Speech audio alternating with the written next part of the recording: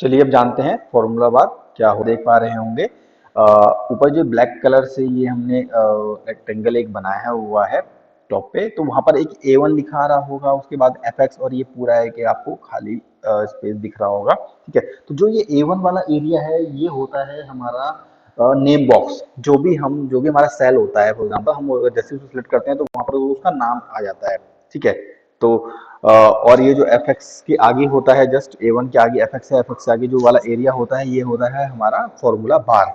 इसमें हम जो भी सेल में हम टाइप करते हैं वो यहाँ पर शो होता है। ठीक है, जैसे आप देख पा रहे होंगे हमने ये दिखाई दे रही कि सेल, अगर किसी को रो और कॉलम में अगर कुछ कंफ्यूजन होता है कि रो क्या है कॉलम क्या है, तो जो अप से डाउन की तरफ जो हमारी लाइनें चलती हैं, जो हमारे सेल्स चलते हैं उसको हम कॉलम बोलते हैं, एंड जो लेफ्ट से राइट की तरफ जितने भी हमारे ये जाते हैं उसको हम रो बोलते हैं। जितने भी इस तरह से ये वाला जो एरिया होता है हमारा वो हमारा रो होता है, एंड अप से डाउन वाला हम उसको कॉलम बोलते हैं। ठीक है, अब देखते हैं स्टेटस बार क्या होता है।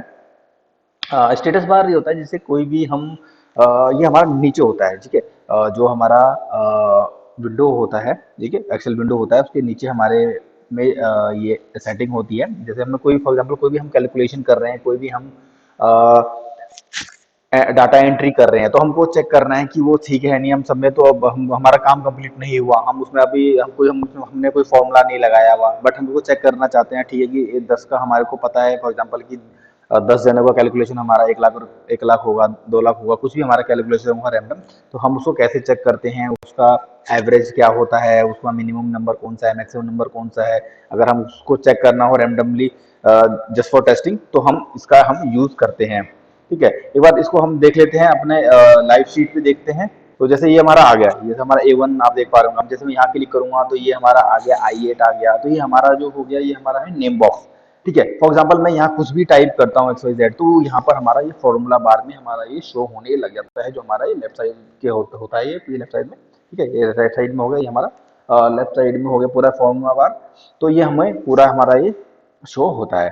ठीक है, अब जैसे कि हम आगे बढ़ेंगे अभी, तो स्टेटस बार के बारे में बात कर रहे थे। हमारा जैसे कोई भी डाटा है, फॉर एग्जांपल हमने एक कोई डाटा ले लेते हैं रैंडम, ये डाटा मैंने बना के रखा हुआ है, कोई भी सेल्स का है, कुछ भी हम ले सकते हैं। ठीक है, जनवरी में हमारी इतनी सेल हुई 7,63,000 के अराउंड, फरवरी में हमारी हुई 63,045 एंड 7 के अराउंड। ठीक है, तो ये हमारा एक डाटा बना हुआ है, तो इसका हमारा हमने यहाँ टोटल हमने किया हुआ है।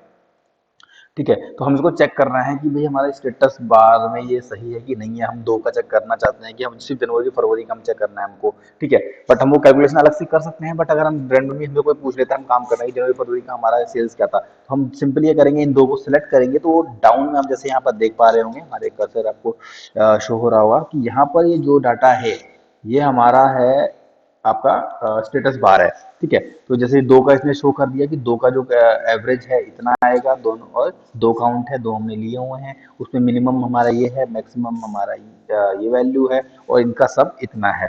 ठीक है, इसको मॉडिफाई भी कर सकते हैं, सिंपली आप वहां पर जाइए एंड राइट क्लिक करते हैं माउस में, तो उसको आप यहाँ पर अपना कस्टमाइज कर सकते हैं अपने स्टेटस बार को। ठीक है, जो भी आपको रिक्वायरमेंट हो, आप कैप लॉक ऑन करना चाहें, नम लॉक करना चाहें, जो भी एज पर योर रिक्वायरमेंट है आप उसको यहाँ पर जो भी आप सिलेक्ट करेंगे। जैसे मैं इसको अनसिलेक्ट कर देता हूँ, मिनिमम मैक्सिमम को अनसिलेक्ट करता हूँ, तो यहाँ से वो हट गए। जैसे ही मैं इसको सिलेक्ट करूंगा वो हमारे शो होने लग जाएंगे। ठीक है, तो ये इस तरीके से काम करता है।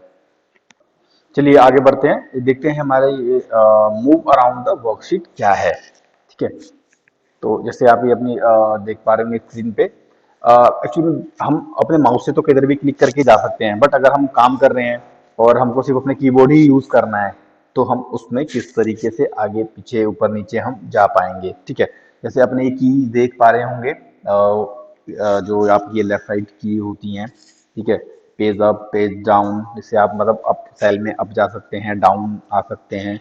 एंड होम की होती है, एंड की होती है उसमें। ठीक है, जैसे 4 एरो आप देख पा रहे होंगे इस कीबोर्ड में, तो इसे अप डाउन जाना है, लेफ्ट राइट, इससे हम जा सकते हैं। ठीक है, इसके अलावा और बहुत सारी फंक्शन की होते हैं जिससे हम अप डाउन हो सकते हैं। फॉर एग्जाम्पल अगर हम टैब को प्रेस करते हैं तो हम राइट में किधर भी हम आगे बढ़ सकते हैं, one cell by one one one करके। ठीक है, अगर हमको रिटर्न आना है तो सिंपली आपको क्या प्रेस करना होता है, आपको शिफ्ट प्रेस करना होता है, एंड आप जैसे शिफ्ट प्रेस करके टैब प्रेस करते हैं, देन आप उसको वापस बैक आ सकते हैं।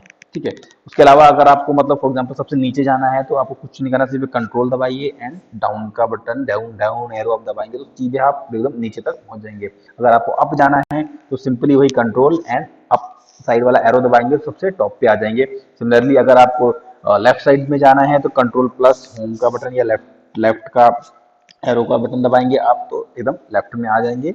एंड कंट्रोल प्लस एंड का बटन या फिर आप राइट साइड एरो का बटन दबाते हैं तो बिल्कुल आप राइट साइड एरो में चले जाएंगे। ठीक है, तो एक बार ये हम लाइव में देख लेते हैं लाइव में कैसे ये काम करता है। फॉर एग्जाम्पल हमारा ये एक वो डाटा था हमने पीछे देखा हुआ है, तो अगर जैसे मैं इसमें जैसे ही मैं कंट्रोल प्लस लिख देता हूँ मैं आपके लिए, कंट्रोल प्लस अगर या फिर मैं एरो का बटन दबाता हूँ, कंट्रोल प्लस एरो, ये आपका लेफ्ट साइड एरो का बटन दबाता हूँ या फिर कुछ अप का बटन दबाता हूँ, जैसे मान लीजिए पेज अप कर लेते हैं हम, पेज अप। तो जैसे ही हम मैं कंट्रोल प्लस पेज अप का बटन दबाऊंगा तो ये हमारा एकदम टॉप पे शो हो जाता है। ठीक है, अगर मैं कंट्रोल ये control plus R L plus PG down, down को शॉर्टकट में डीएन कर देते हैं। ठीक है, जैसे ही ये हमारे मान लीजिए हमने इसको अप में किया हुआ है, अगर मैं इसको जैसे ही कंट्रोल प्लस डाउन का बटन दबाता हूँ तो ये हमारा एकदम डायरेक्ट नीचे आ जाएगा। ठीक है, इस तरीके से ये काम करता है, जितना भी सिलेक्टेड एरिया होगा हमारा उतना control plus down and up में ये चला जाता है।